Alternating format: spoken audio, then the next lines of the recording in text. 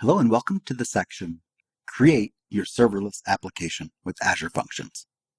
In this section, we're going to get out of PowerPoint and get into the Azure portal as we go ahead and create a free trial subscription. And then I'll show you how to use resource groups and Azure Function apps and create the Azure Function resource. Also create a storage account, and then we'll add some code to an Azure function. Signing up for and signing into the Azure portal.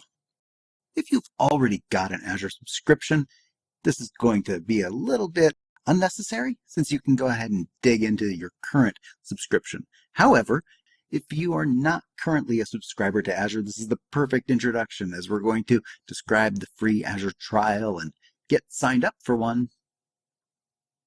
And then I'll show you how to sign into the Azure portal. Here we are at azure.com. It redirects to azure.microsoft.com, but azure.com will get you there. Here we'll see the description of what you get for free with your Azure free trial. You get $200 of credit. That can be used in 30 days. There's also 12 months of free services. So after your $200 credit is done, you get several products which continue for up to a year. This can be some Linux virtual machines and B1S. That is a basic machine. The B is for basic and 1 is the smallest size. The S indicates that it will use premium disks, that is solid state disks, and you can run it for 750 hours per month. Same with Windows virtual machines. You can get a B1S VM, and you can get a couple of storage disks, 2 premium storage disks, 64 gigs each. You're also given some access to SQL databases, file and blob storage. The LRS is locally redundant, and this is storage accounts that will stay in a region. However, there is some redundancy built into that. Finally, you can get some Azure Cosmos DB and networking bandwidth. So all of that will get you up and going for your development resources and your efforts to get your product developed and everything that you need for that first year. After that, you're going to be paying. And if you go over these resources in a year, you need to pay for that as well.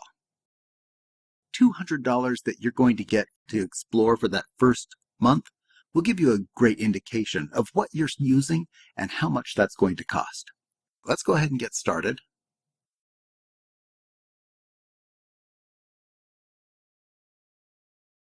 You will get started with signing in to an email account. You can get a new Microsoft account. And without a Microsoft account, using the Azure portal is not possible. So this will create a Microsoft account using that same email address, even though it's for a custom domain. Once you've received your verification email, you can opt in to promotional emails or not. I think it's a good choice, especially if you're trying to learn more about Azure. And go ahead and click Next. And with the challenge out of the way, we've now got an account created, and it's ready to sign up for the free account.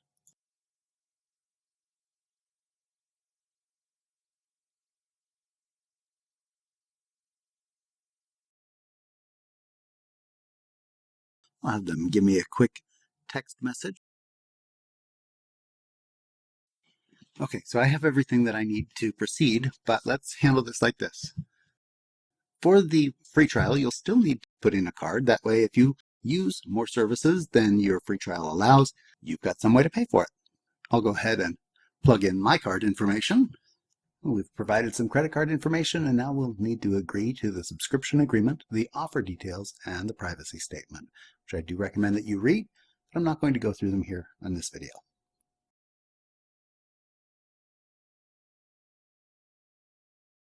We do have some great options here for your Azure viewing enjoyment. You can watch on-demand video or select a time to see a live demo. You can jump right into the portal.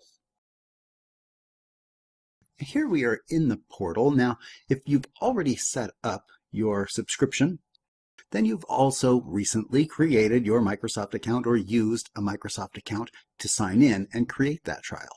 However, if you have not recently done that, you'll still need to sign in to the Azure portal before you do it. So going to Azure.com and then getting into the portal will be prompting you for a sign-in with that Microsoft account.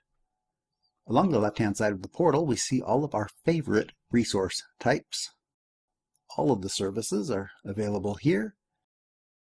And each of these with a lit up star ends up over here in our favorites. So if there are virtual machines or different items which you do not want added to your list and seeing every time, scroll through and pare down your list or add new items to your list to make your favorites really your favorites.